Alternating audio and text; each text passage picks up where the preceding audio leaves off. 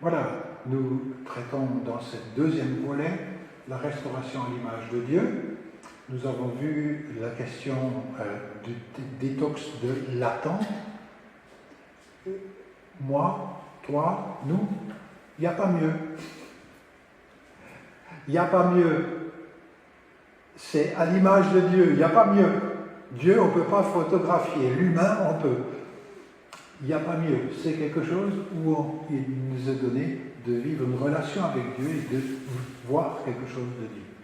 Alors, je revois avec vous deux fondamentaux. Nous avons vu le livre de la Genèse, on a commencé avec ça hier, à son image, il les créa, mâle et femelle, il les créa. Souvenez-vous du psaume 8. Qu'est-ce que l'humain? J'ai mis l'humain, pour pas, aujourd'hui on est plus sensible. Quand on dit l'homme, c'est pas évident que c'est le générique. Et c'est vrai, dans la Bible, c'est des fois le générique et des fois pas. Pour que tu te souviennes de lui, il s'agit, on s'adresse au Seigneur, qu'est-ce que c'est que le Fils de l'homme? Pour que tu prennes garde à lui, c'est-à-dire soin de lui. Tu l'as fait de peu inférieur à Dieu. C'est quand même un statut extraordinaire pour tous ceux qui ont une vision très petite d'eux-mêmes. C'est de la restauration, ça aussi. Et tu l'as couronné de gloire et de magnificence. Ça a aussi un rapport avec le fait de gérer. Et l'image de Dieu, nous gérons. Il y a quelque chose de glorieux dans ce qui est une performance possible à l'homme. Et je vous rends attentif à un autre, mais vous le connaissez certainement, Psaume 139, versets 13 à 16. C'est toi qui as créé mes reins. Quand la Bible parle des reins, ce n'est pas nécessairement les deux organes qu'on situe ici, c'est-à-dire mon principe de vie. C'est tu m'abritais dans le sein maternel, c'est une identité et un intra-utérus. Je confesse. Et ça, c'est très difficile à dire pour certaines personnes. Que je suis une vraie merveille ou une créature admirable. Tes œuvres sont prodigieuses et je le reconnais, c'est-à-dire connaître à nouveau bien. Mes os ne t'ont pas été cachés lorsque j'ai été fait dans le secret. Ben voilà, on n'avait pas toutes les connaissances scientifiques d'aujourd'hui. J'ai été tissé dans le secret. Ben voilà, il y a des cellules et puis des nerfs et c'est extraordinaire. Je me souviens, si vous me permettez, ici à la naissance de mes enfants, parmi les grands moments d'émotion, c'est de trouver ça. Ce mystère de la vie extraordinaire, mais je n'étais pas à la place de ma femme à ce moment-là. Tissé dans une terre profonde. Là, c'est une vue positive de l'identité, moi, toi, nous, et en même temps, c'est une saine image de soi. On peut dire comme ça, une saine image de soi, ou une image de soi guérie. Je redis, je l'ai dit avec émotion, parce que quand je m'y réfère, là j'avais l'émotion hier, créature aimée de Dieu. Comme ça n'exclut pas d'autres passages dans la même écriture inspirée, où par exemple, à la suite du psaume 51, 19, on voit une parole du Seigneur. Le seul sacrifice qui convienne à Dieu, c'est un esprit humilié ou humble, c'est-à-dire conscient de sa fragilité, de sa faiblesse et de sa dimension pécheresse. Conscient qu'on est humus, qu'on est créature et pas créateur. Donc vous voyez, le « je suis une vraie merveille » n'exclut pas ô Dieu, tu n'écartes pas un cœur brisé et contrit. Sauf que brisé et contrit, ça ne veut pas dire que je suis une larve. Brisé, ça veut dire que dans mon orgueil, quelque chose a dû être cassé pour arriver à un statut de serviteur de Dieu, humble et joyeux. Je reviens souvent sur ce binôme. Parce que c'est jamais l'un sans l'autre. C'est humble et joyeux. C'est pas humble et se lamentant. Hein. Ni joyeux et planant. C'est humble et joyeux. Donc là, on revient simplement à des élémentaires sur le moi, sur le toi, l'amour de soi. L'amour de soi. Vous vous aimez?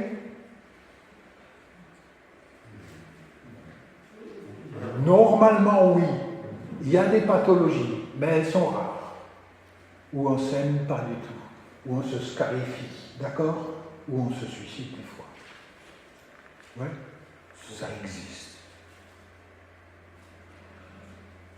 Si un certain amour de soi fait défaut, allez, ceux qui ont plutôt l'impression de l'inverse de l'orgueil. Vous savez, Jean le Baptiste, il disait, le Messie va venir pour aplanir les montagnes et pour relever les vallées. Et il y a les deux. Jean-Baptiste est venu pour les deux et le Messie viendra pour les deux. Et l'important, c'est que les montagnes d'orgueil ne se prennent pas pour des vallées, qui ont encore besoin de plus de corps, mais c'est important aussi que les vallées ne se confondent pas avec des montagnes d'orgueil. Le Seigneur fera les deux.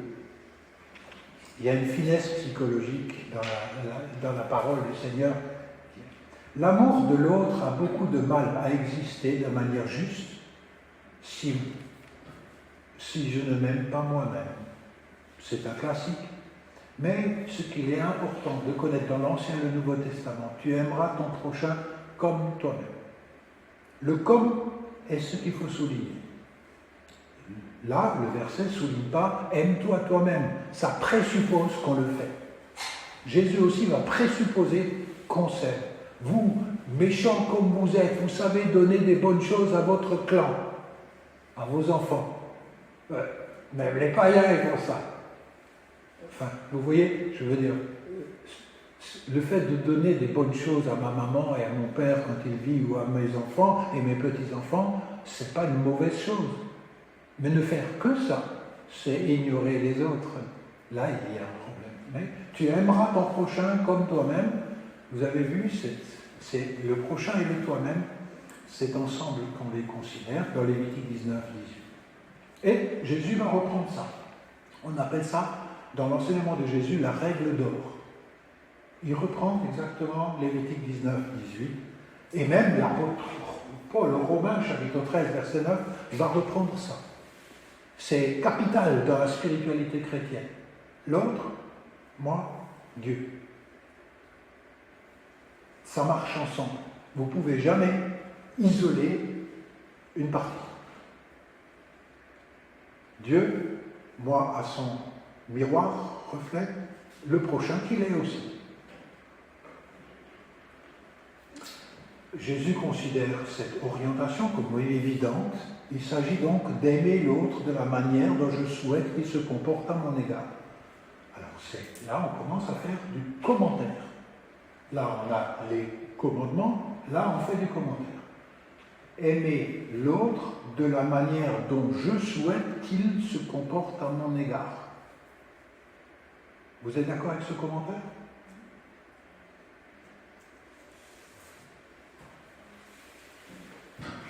C'est bien parce que ça donne tout de suite une application pratique, parce que aimer le oui, c'est de la théorie. Oui, jusqu'à là, on comprend, c'est joli. Là, ça devient concret. Je t'aime bien, mais bof. Oui. Ça va pas plus loin. Oui. Alors, je reviens sur si cet amour de soi fait défaut ici, il y a la possibilité d'un sens tordu. Tu aimeras ton prochain plutôt que toi-même. Et moi, je connais beaucoup de chrétiens, ils croient que c'est ça que Dieu veut. Là, Jésus et Dieu n'a jamais dit tu dois aimer ton prochain plutôt que toi-même.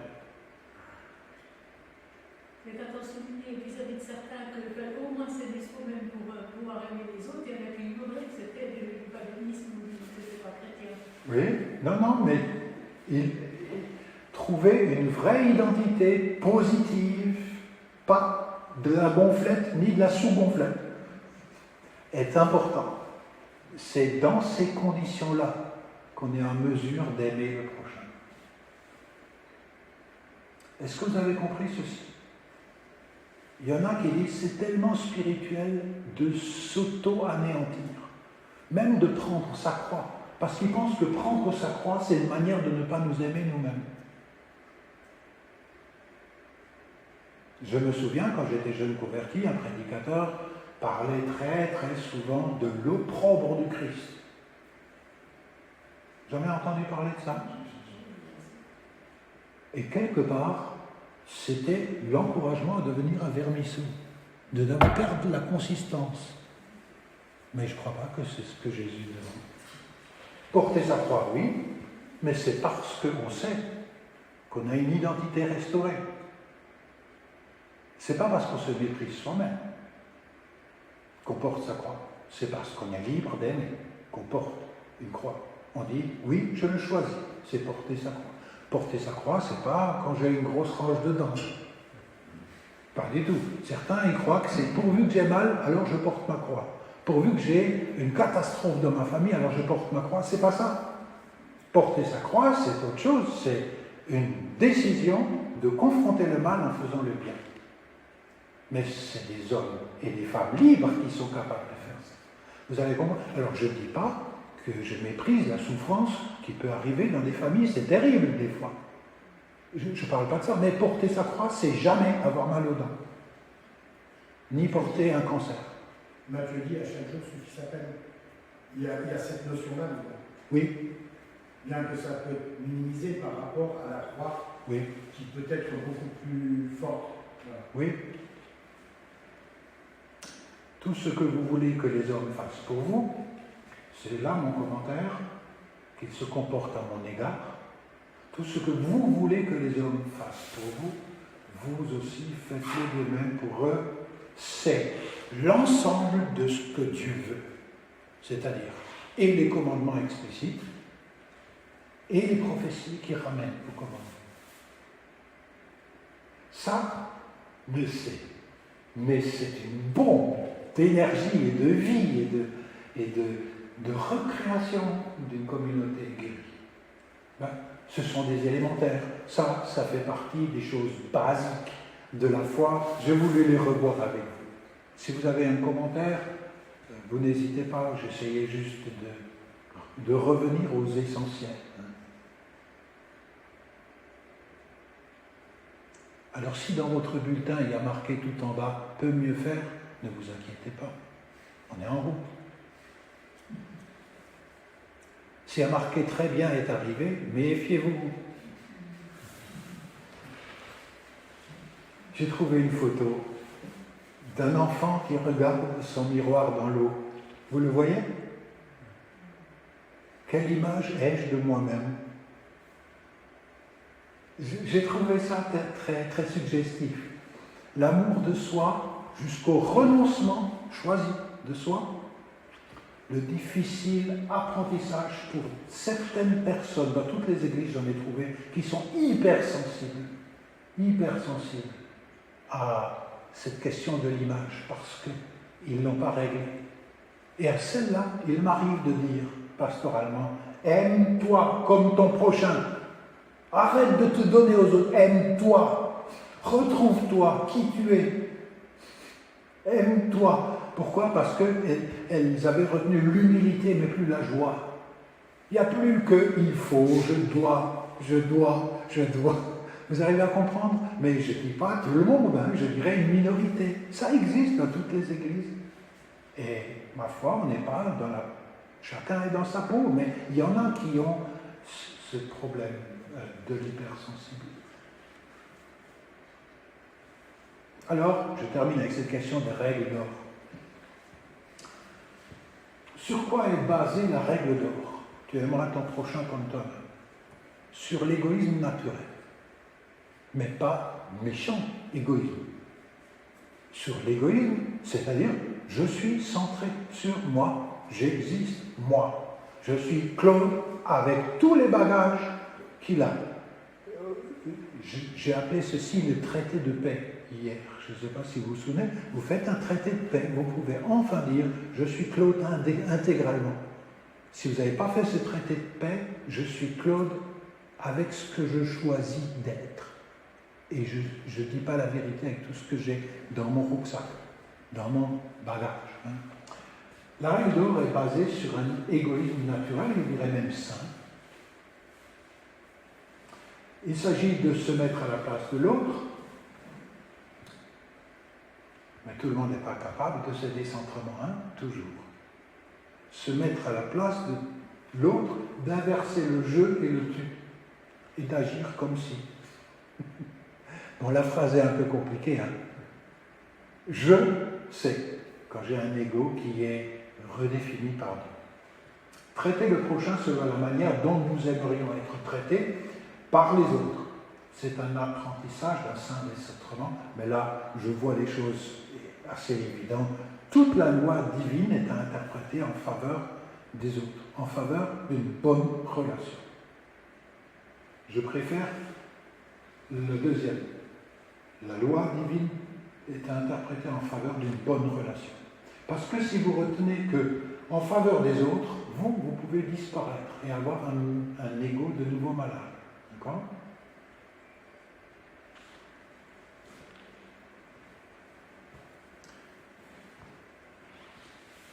C'est cela, la perfection ou la sanctification, ou être adulte en amour.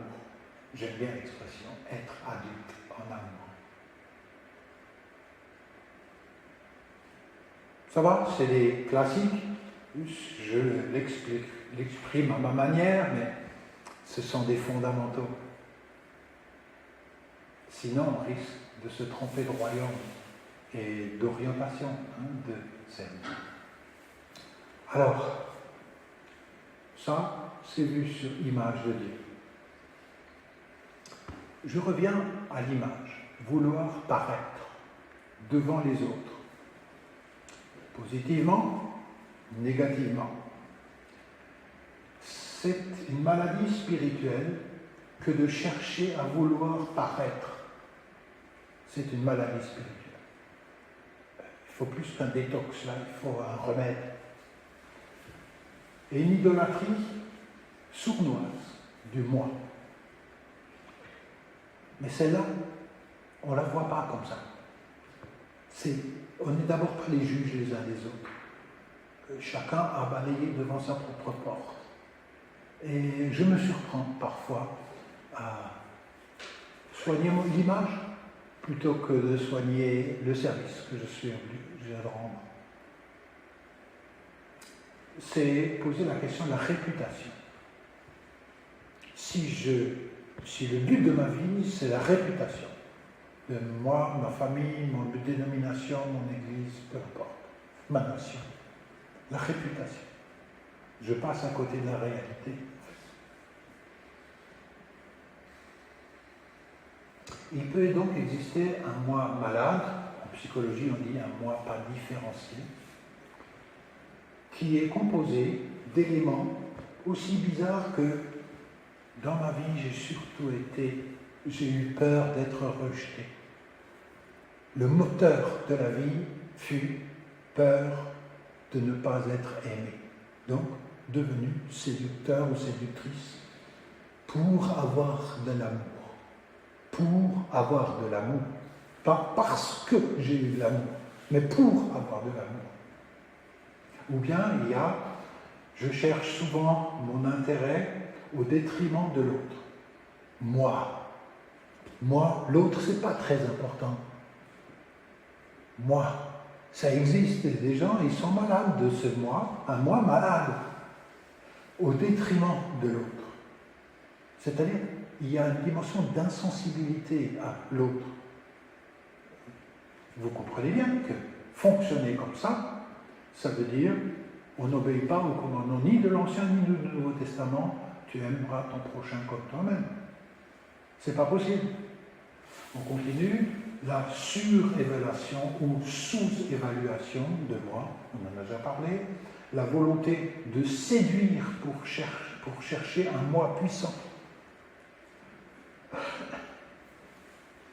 Et Quand on a ce type de fonctionnement, ou l'habitude de ce type de fonctionnement, on peut avoir un pilotage automatique. C'est comme ça que je fonctionne. Et il m'arrive que devant cet instinct facile, dans les discussions, oui, mais je suis comme ça, tu dois m'accepter. Qu'est-ce que vous répondez à ça? Je suis comme ça, tu dois m'accepter. Point. La sanctification, c'est l'inverse. Et la sanctification, c'est un chemin. Et c'est l'inverse. C'est pas point, je suis comme ça, tu dois l'accepter. C'est-à-dire, c'est tellement pilote automatique que ça, c'est son mode de fonctionnement sans inconscient, automatique, inconscient.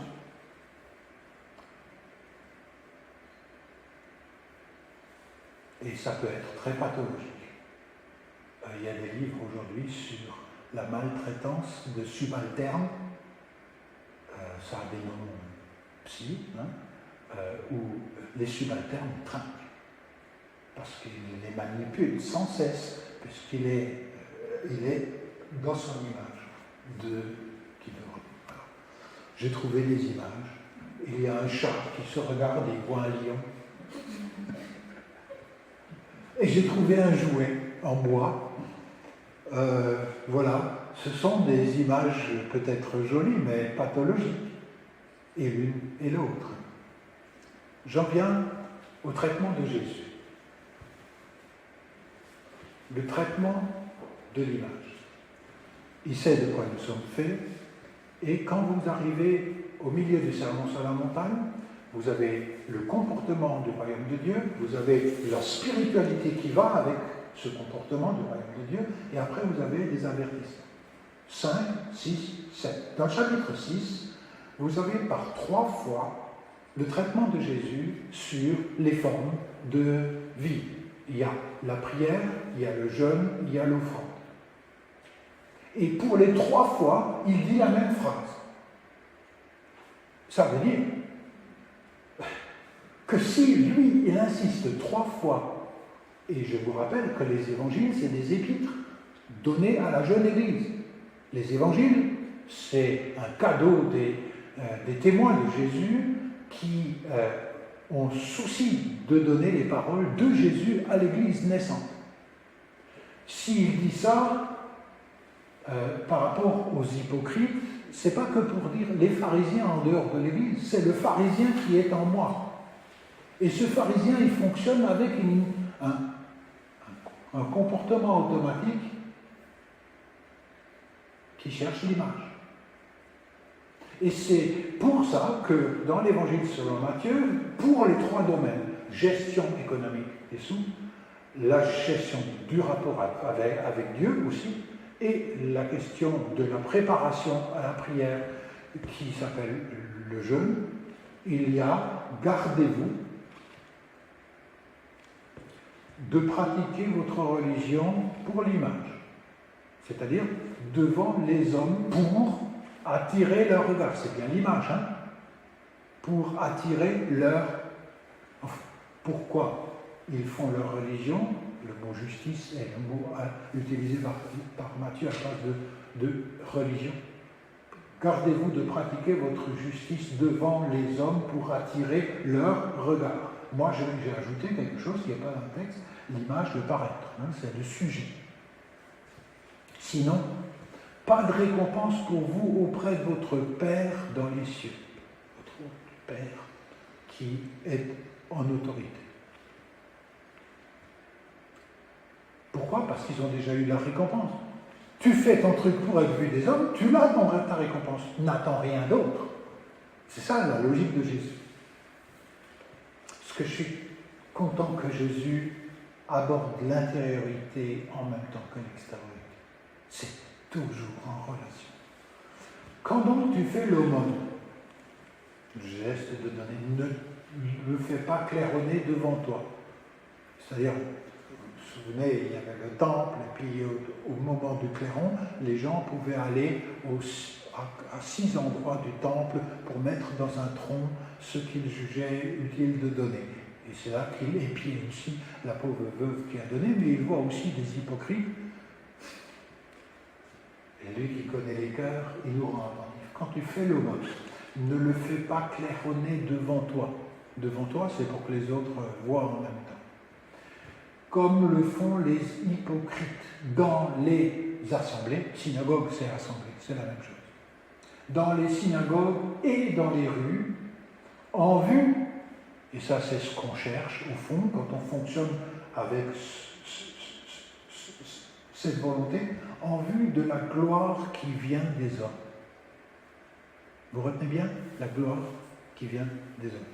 C'est plus que l'approbation, c'est l'applaudissement, c'est le public admiratif. En vérité, je vous le déclare, ils ont reçu la récompense. Et après, il va continuer, j'abrège simplement.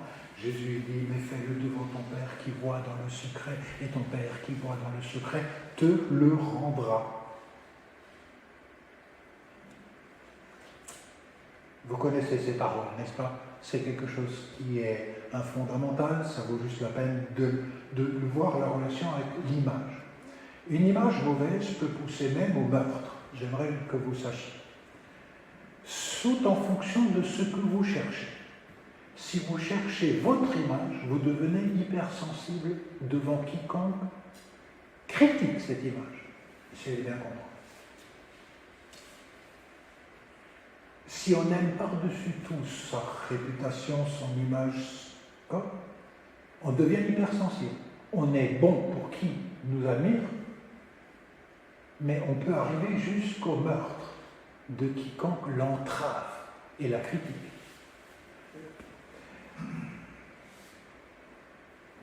Celui qui ne renforce pas l'image, lorsque cette image est remise en cause, éveille la susceptibilité.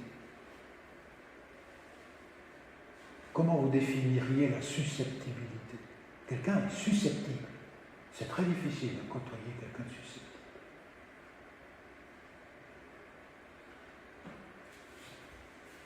Il y a la notion d'une attaque personnelle, Oui. mais vraiment au plus profond de soi-même, de son intimité, de son ego. Oui. C'est une hypersensibilité quant à son image. Hein, c'est ça? Regardez. Pilate, dans 3 évangiles, dit cette phrase avec l'approbation des évangélistes. Car il voyait bien que les grands prêtres l'avaient livré par jalousie. Pourquoi Jésus est mort? Donnez-moi une réponse en accord avec cette phrase. Parce qu'il y en a qui n'ont pas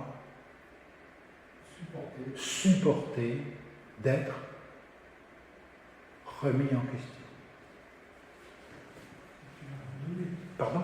Il a abandonné parce qu'il allait vers Jésus et donc il quittait.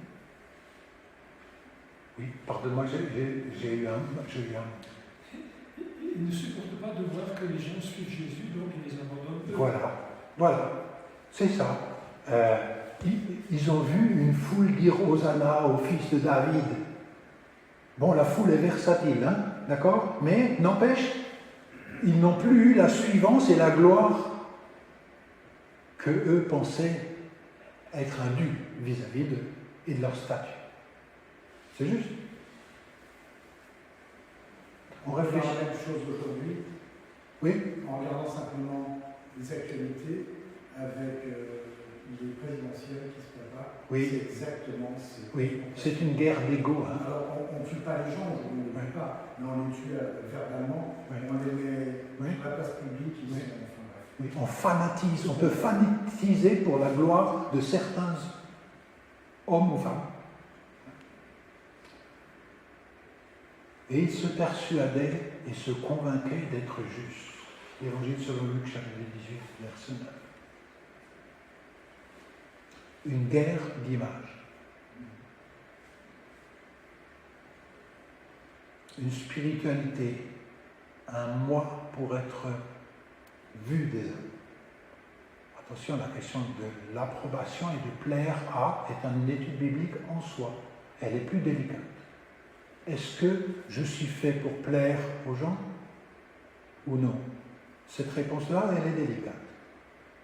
Je ne suis pas fait pour déplaire aux gens.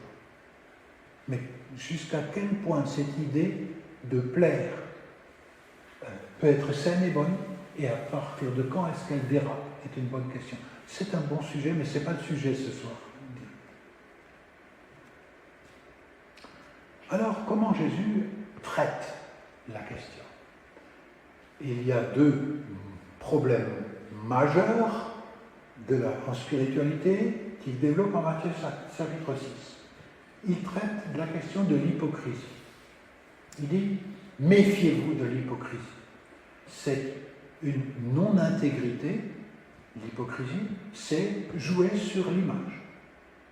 C'est une non-intégrité dans le service de Dieu. On cherche autre chose que Dieu. On cherche son image, pieuse. Versets 1 à 18, la duplicité, l'orgueil, et la duplicité et l'orgueil, l'hypocrisie, c'est l'inverse de l'intégrité, c'est-à-dire d'être intégralement ce qu'on est complètement, et pas juste l'aspect beau en soi. Ensuite, il traite de la question de l'inquiétude. Mais l'inquiétude a aussi quelque chose à faire avec l'image. Croyez-moi, quelqu'un qui est à la recherche de son image, de redorer le blason sans cesse, il est un inquiet. Il est un inquiet pour des mauvaises raisons. On peut être inquiet pour le pain du lendemain, mais on peut aussi être inquiet pour l'image du lendemain. Et cette inquiétude est un vrai esclavage. Et Jésus vient affranchir de cet esclavage-là. En général, ceux qui s'inquiètent au sujet de leur image ont un défaut majeur, c'est qu'ils doutent de la bienveillance de Dieu qui pourvoira leur image.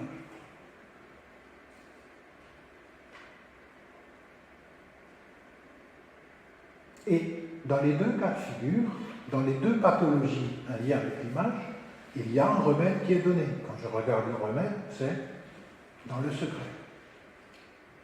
Autrement dit, dans le désert. Ton Père qui est là dans le secret, et pas au coin des rues, là où on claironne, dans le secret. C'est un remède à la question de l'image. Autrement dit, on pourrait dire une piété individuelle, une spiritualité individuelle, un retrait occasionnel pour être mieux actif, pour être libéré de ces mélanges, parce qu'on est tous des êtres de mélange. Même Jésus l'a fait dans le secret. Il se retira dans le désert. C'est ça, dans le secret.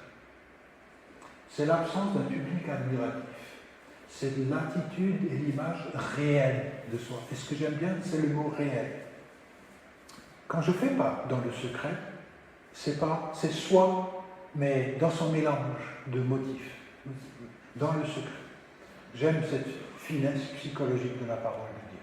3 fois, Jésus va dire, ton Père qui est dans le secret. Il sait. Et la leçon principale, à partir de versets 7 à 15, ça c'était verset 6 dans le secret, Dieu et son règne d'abord, et nos besoins, y compris d'image, ensuite. Vous avez vu, je le redis, c'est pas s'aplatir, ne devenir rien.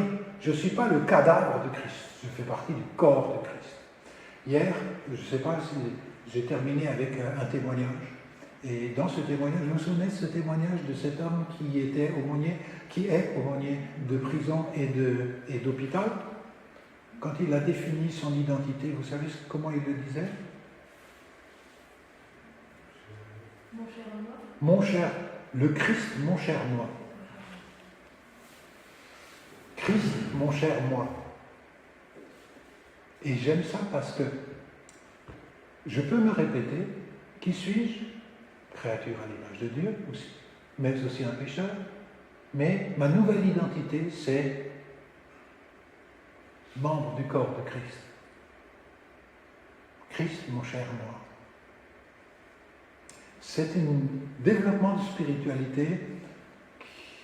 On ne peut pas chanter ça ou se pavaner là-dessus, mais qui peut devenir nos souffles réguliers de la journée. Le problème d'un manque de confiance, c'est le doute par rapport à la volonté de Dieu. Et dans le secret, je peux arriver à une prière, pourvu que la prière ne soit pas du rabâchage de choses creuses. La prière en elle-même n'est ni bonne ni mauvaise. Elle peut être païenne ou elle peut être chrétienne. Ou elle peut être chrétienne malade ou chrétienne guérie. La prière en elle-même. La prière, si c'est une relation de confiance, elle est très bonne. Je vous donnerai tout à l'heure l'avis de Wissertoft sur une des prières. Bon, on comprend un petit peu mieux maintenant la relation entre le culte de l'image, appelé aussi hypocrisie, et la violence. En tout cas, c'est une dangereuse illusion spirituelle. Hier, j'ai essayé de vous dire, je ne sais pas si vous étiez d'accord, je peux imiter toutes les formes de spiritualité chrétienne qui existent sur le marché. Hypocritement. Vous croyez ça? Vous croyez aussi qu'on peut s'exciter égoïstement? On peut faire avec son liturgie, on peut faire avec le foisonnement de l'apparence charismatique. Tout ça, ça s'imite. Tout.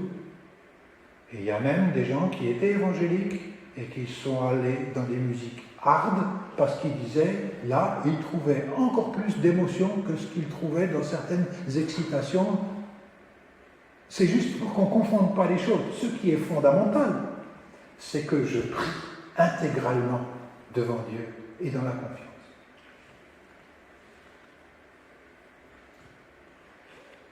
Le culte de l'apparence est sans remède, sans changement possible. Et l'illusion, là, elle est grave. Vous vous souvenez, j'ai lu hier le fameux psaume, il se souvenait que mais leur cœur était loin de moi. Vous vous souvenez ce psaume? Pourquoi? Parce qu'elle cache, occulte la vraie situation et est en quête d'une image sculptée dans les esprits des personnes qui en sont malades. On n'est pas entièrement devant le Seigneur quand on a ce culte de l'image. Elle fait des autres des obligés, vous vous souvenez?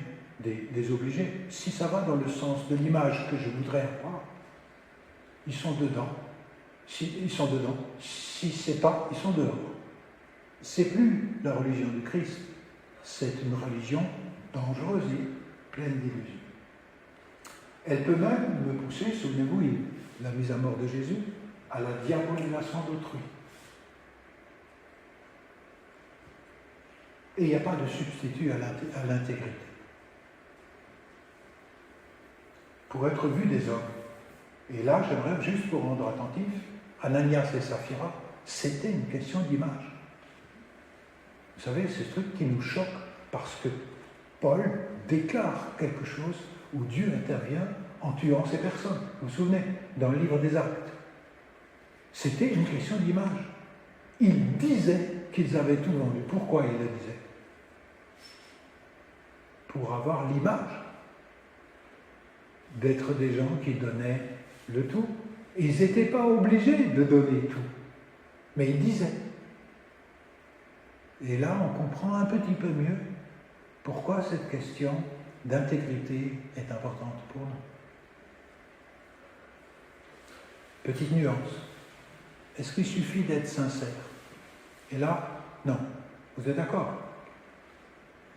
Mais c'est un début d'être sincère. Mais ça ne suffit pas. Il ne suffit pas de se laisser aller, d'être spontané. Moi, je connais des gens, ils jouent sur cette question de la sincérité, mais je vais te dire comme je ressens. Bam, ils rentrent dedans. Mon naturel devient la mesure de toute chose quand on est sincère. Mon naturel, c'est des fois pas que la nature créée par Dieu. Et après, ils peuvent dire, je suis ainsi. Dire ce qu'on pense. Ils diront même, c'est ma vérité. Mais quand on dit ma vérité, on ne dit pas après quoi on court. Alors, je donne des définitions. Sincère, c'est reconnaître ses pensées et ses émotions et les faire connaître. C'est déjà une bonne chose, non? Reconnaître ses pensées, ses émotions, les faire connaître. Honnête, c'est encore autre chose. Honnête, c'est qui se conforme au devoir et à la vertu, et vient du mot honorable. C'est un brin plus éthique, plus moral que sincère. La sincérité est un perpétuel effort pour créer son âme telle qu'elle est. J'aime cette définition, je vous la laisse simplement, moi elle me rejoint, telle qu'elle est. Mais ce n'est pas encore la guérison. Rien n'est plus imprévu que moi-même. Vous ne vous surprenez pas, vous, à être des fois des personnes aux motivations mélangées? Moi, je me surprends, sinon, pas un problème. L'important, c'est de se rendre compte. Rien n'est plus imprévu que moi-même quand je me considère un étrange complexe et enchevêtrement de pensées et d'émotions. La sincérité, on en manque tous. Et on a besoin de désert pour voir plus clair.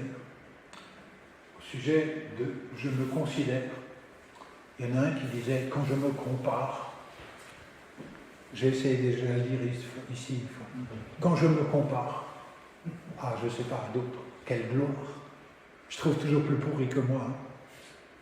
Mais quand je me considère, quelle déchéance. » Vous voyez la différence entre comparer et considérer? Quand je me considère, quelle déchéance, mais quand je me compare, quelle gloire.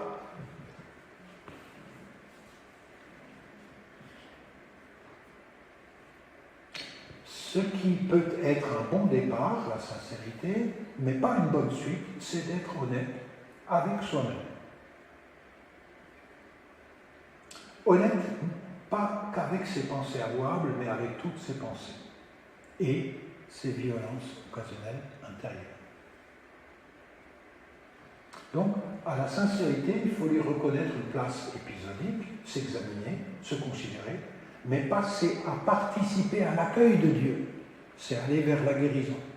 C'est indispensable de passer par le fait de s'examiner soi-même, mais le but, c'est de participer à l'accueil de Dieu. Sinon, si je n'arrête pas que de me considérer, je vais être un introspectif malédif. Vous arrivez à comprendre? Or, c'est pas ça que Dieu veut. Je suis rien, regarde comme je suis pécheur et je passerai ma vie à dire tout ce refrain jusqu'à la fin de mon dernier souffle. C'est pas ça que Dieu veut. C'est un passage épisodique, mais sinon, je vais devenir scrupuleux, culpabilisé, avec une volonté de contrôle des autres pour que je puisse survivre et un perfectionnisme. Alors, on arrive vers certains éléments importants pour avancer. Ce qui est préconisé, c'est ton Père qui est là dans le secret. Une spiritualité à développer devant Dieu. Devant Dieu, coram Deo, dira Luther. Il a pu affronter l'empereur du Saint-Empire romain germanique, comme ça, sans armes, juste par le témoignage, parce qu'il était devant plus haut que l'empereur. Devant Dieu. C'est une forme de libération et d'amour et d'évangélisation qui est sans pareil. Ultimement, nous tenons de ce Dieu la vie, et c'est à lui que nous aurons à rendre. L'Ecclésiaste disait, le Coëlette, chapitre 12, verset 1, « Souviens-toi de ton Créateur au jour de ton adolescence. » Bon, nous, c'est un petit peu passé, là, hein? Un petit peu. Avant que tu sois catéchisé par autre chose, et que tu ne puisses plus sortir de tes ornières de catéchisation quand tu seras vieux. Parce que tu auras pris l'habitude du pilote automatique. Pardon, c'est pas marqué là. C'est moi qui commente. En fait, il y a marqué au jour de ton élection, avant que ne viennent les mauvais jours et que n'arrivent les années dont tu diras je n'y ai aucun plaisir. Mon plaisir revient ici. On peut avoir du plaisir ici, devant Dieu. Devant Dieu. Sinon, c'est un autre plaisir beaucoup plus asservissant qui s'installe.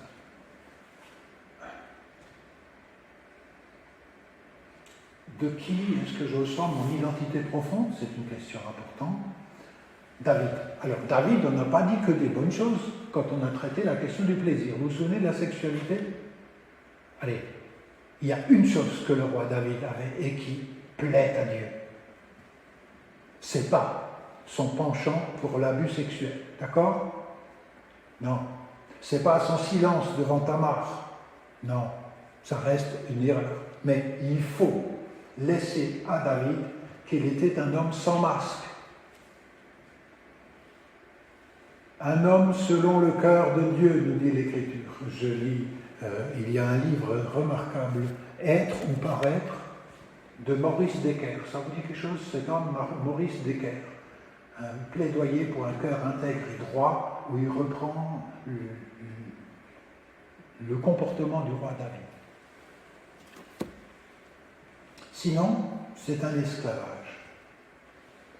Alors, j'ai trouvé une phrase intéressante sur la prière. Accrochez-vous, c'est un peu caustique. Mais moi, je ne la lâche pas, parce que je trouve qu'il y a beaucoup de vrai. La prière, c'est notre relation au Seigneur, c'est notre relation collective au Seigneur aussi. Écoutez ces longues prières verbeuses qu'on entend dans certains cultes, ces prières qui sont si clairement adressées aux fidèles et pas à Dieu. Comme une sorte de sermon après le sermon. Elles ne prouvent qu'une chose, que celui qui prie ne compte même pas avec la possibilité que Dieu l'écoute. Relisez alors les prières de la Bible, ces prières de quelques mots où tout, absolument tout, est dit coram Deo, devant Dieu, est dit avec respect, crainte et tremblement. Et vous serez effrayés par l'abîme qui sépare ce type de prière des autres types de prières. Ce Wissertoft, certains des aînés, c'était l'ancien secrétaire général du Conseil œcuménique des Églises, c'était un chrétien hollandais. Vous voyez, entre paraître et être devant Dieu, ce n'est pas les mêmes prières, pourtant.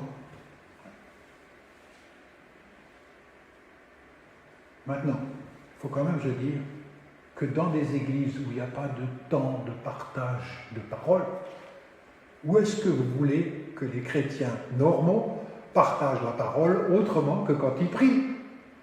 Mais ce n'est pas le lieu. Ce n'est pas le lieu à la prière. Vous voulez une remarque entre l'image et puis devant qui je m'adresse? Alors, le truc, c'est que tu t'enfermes dans ta chambre la plus retirée et ton Père qui est là dans le secret t'entend, te le rendra. Mais quand on est ensemble, il faut faire comme si on est la chambre la plus retirée, mais parler fort pour que tout le monde entende. Et c'est toute une science, hein. C'est tout un encouragement d'être devant Dieu, comme quand on est dans le secret, mais on est en assemblée.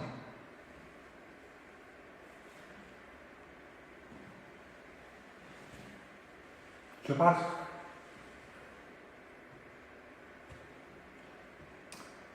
Devant Dieu, nous sommes des pécheurs,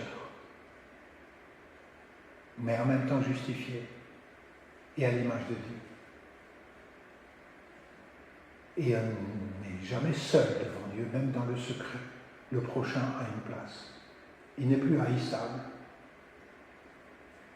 Et tout cela me délivre de la tyrannie de l'image. Ton Père me libère de la performance, le besoin de faire pour être apprécié. Jésus avait ce rapport avec notre Père. Le Père me fait unique avec un appel unique. Je n'ai besoin de copier personne.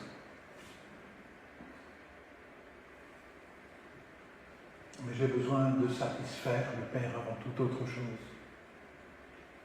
Et le Saint-Esprit de Jésus et du Père habite en nous pour une recréation de l'image de Dieu en nous.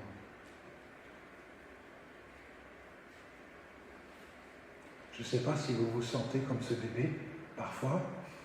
J'aime bien cette image. Et entouré de partout. Bon, il ne faut pas exagérer, ça exagère un petit peu. Hein. On dirait qu'il va étouffer ce pauvre petit. Mais le Père qui prend soin de nous, il sait donner des bonnes choses.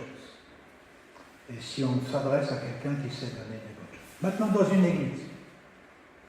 une église normale, il y a des situations où l'apôtre Paul, à son tour, va essayer de corriger les mêmes choses. Regarde, je crains en effet de ne pas vous trouver à mon arrivée, dit l'apôtre Paul aux Corinthiens, tel que je veux, et que vous ne me trouviez pas tel que vous voulez.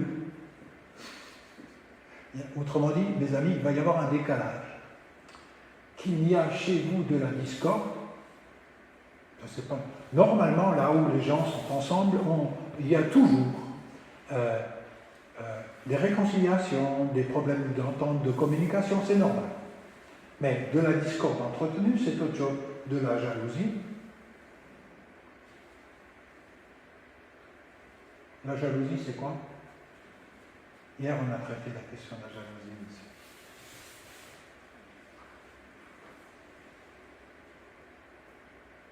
C'est un problème d'image. J'ai la perception que ce qu'il a est favorisé et puis je le voudrais pour moi. C'est un problème d'image de l'autre, de soi-même, des emportements, des rivalités, des médisances, des commérages, de l'insolence, des remous. Vous voyez, là, il y a une église, voilà, et c'est la réalité, il ne faut pas rêver, c'est une église. Eh bien, on est catéchisé par le Seigneur, mais pas que, et puis on est invité par l'Esprit pour trouver des remèdes.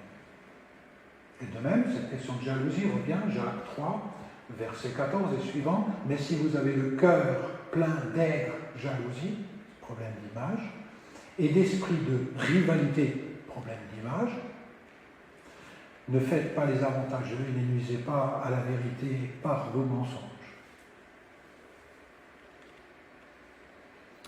Chez les Thessaloniciens, Paul dira « Voici nos demandes et nos exhortations dans le Seigneur Jésus. Vous avez appris de nous comment vous devez vous conduire pour plaire à Dieu. » J'aime beaucoup ça. Vous conduire pour plaire à Dieu. Si on ne le fait pas pour plaire à Dieu, on le fait pour d'autres raisons, plaire à soi ou au prochain. Ça, c'était dans 1 Thessaloniciens 4, verset 12. On peut même se faire plein tout seul. On peut se faire plein à plusieurs. Ça s'appelle les clics.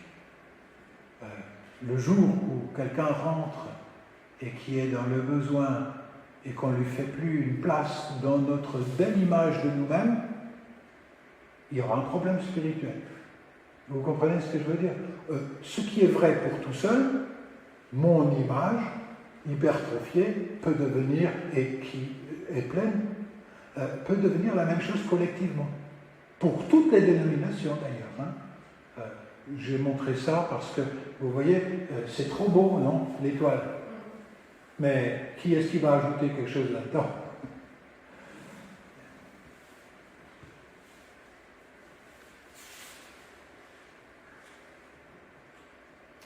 Le moi restauré se trouve en Dieu. Là, je prends de la guérison. Et ce qu'on appelle une différenciation de moi. Tout n'est pas centré sur moi. Ma dimension de créature aimée par le Père de tous est centrale. On ne vit alors plus pour soi-même, mais pour le Christ.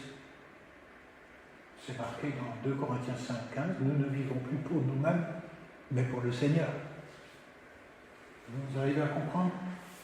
Le soi-même guéri est capable de ça, puisqu'on n'est plus le nombril du monde.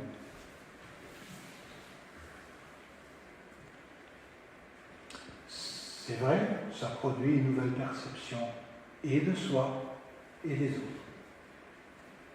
Et c'est une vraie remède à une réactivation constante du moi. Et remède par une réactivation constante du moi dans le sens de la restauration. La règle d'or, nous l'avons vu, Jésus s'adresse à vous qui êtes mauvais, savez donner les bonnes choses. À combien plus forte raison votre Père céleste donnera-t-il des bonnes choses à ceux qui lui demandent. Et parmi les bonnes choses, il y a une restauration de qui on est.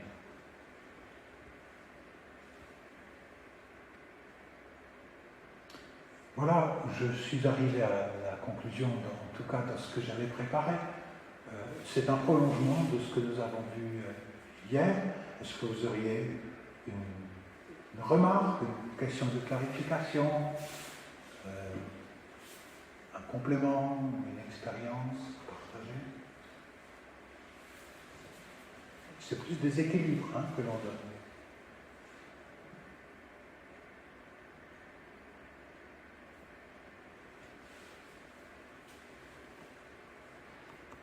Je reviens au témoignage.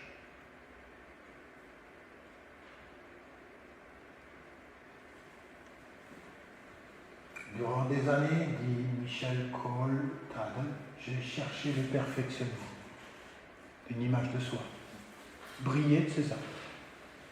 Je voulais devenir saint. C'est pourtant pas une mauvaise chose. Un mec bien, grâce à mes mérites. Ce volontarisme m'a épuisé. J'ai compris que ma vie est de me centrer sur le Christ, ce qui a pour effet de me décentrer de moi-même pour me concentrer sur le service des autres. Parce que je me centre sur le Christ, mon cher moi. J'aime cette expression de saint François d'Assise. Mon cher moi occupe sa juste place. Tu lui laisses le temps de revenir. Oui, sinon je te l'envoie. Mais c'est long à écrire. Mais je le laisse. Mais c'est fort, c'est très fort. Oui.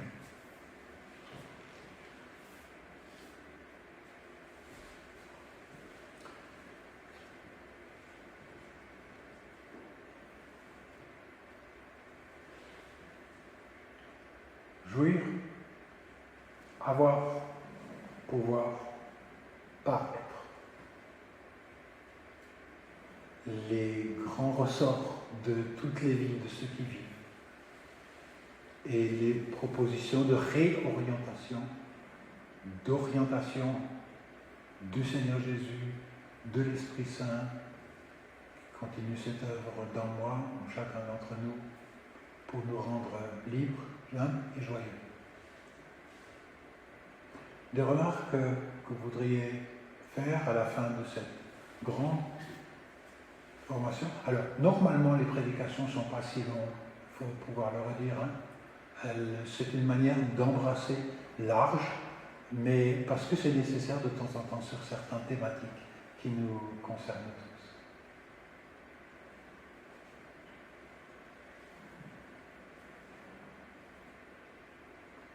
C'est beau dire que ce sont des fondamentaux, mais si on ne part pas sur cette base-là, on ne peut pas avancer. Oui. Mais si on doute de ce qu'il faut faire, on va continuer comme on l'a fait, toujours fait. Si on doute de ce qu'il faut faire, on va continuer comme on l'a toujours pensé et fait. C'est la raison pour laquelle ça vaut la peine d'aborder ce genre de choses une fois tous les 10 ans. Ou une fois tous les jours, personnellement. Oui. Des choses que l'on peut dire, est-ce que vous vous êtes retrouvés dans l'équilibre des choses, ou en tout cas de la parole, ou des paroles connues? Oui.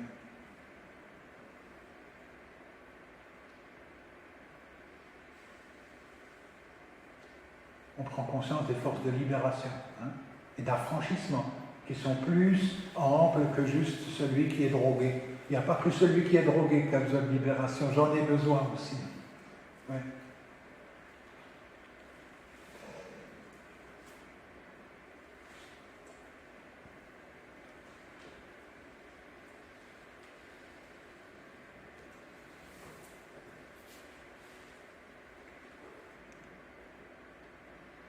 Merci, Seigneur, d'être à l'œuvre au travers des siècles, par Jésus, les apôtres, des hommes et des femmes qui nous ont apporté l'Évangile.